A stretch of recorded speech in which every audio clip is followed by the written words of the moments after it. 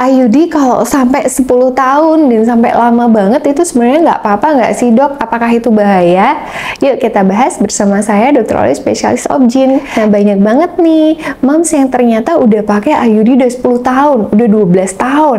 Nah tapi ternyata nggak ada keluhan apa-apa, nggak pernah ada keputihan, nggak pernah ada keluar berdarah setelah berhubungan, dan semuanya baik-baik aja. Nah itu sebenarnya tetap harus dilakukan pemeriksaan USG. Dilakukan pemeriksaan USG, apakah posisinya IUD-nya itu masih tetap bagus nggak? Kalau posisinya masih tetap bagus dan nggak ada masalah apa-apa, sebenarnya itu tetap lebih bagus dilepas, diganti yang baru untuk meminimalisir resiko infeksi, karena tetap aja IUD ini benda asing ya yang berada di dalam tubuh.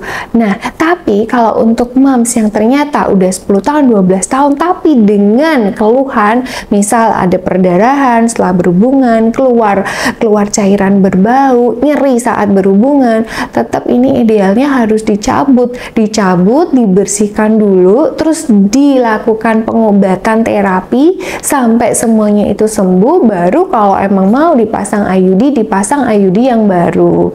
Karena memang kadang-kadang resiko bisa macam-macam. Kalau terlalu lama, terkadang benangnya itu sudah nggak ada atau mungkin sudah lepas. Nah, otomatis kita akan kesulitan saat ngambilnya. Belum lagi kalau ternyata itu lengket, di area di dalam lengket. Karena pasangnya udah 20 tahun yang lalu atau 10 tahun yang lalu dan ternyata di bawahnya ini ada miom dan yang lain, itu akan membuat pengambilan IUD menjadi susah.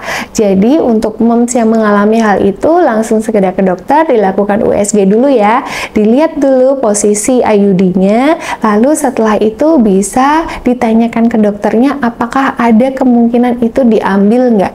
Jadi kalau emang bisa diambil, lebih baik diambil, diganti yang baru. Semangat ya moms, IUD itu nggak masalah, nggak berbahaya, tapi kita juga harus tetap waspada. Kalau bisa 5 tahun tetap diganti yang baru sambil dikontrol ke dokternya untuk melihat apakah organ kita sehat atau enggak. Sehat reproduksi bersama saya Dr. Olive. Jangan lupa subscribe and share. Bye-bye.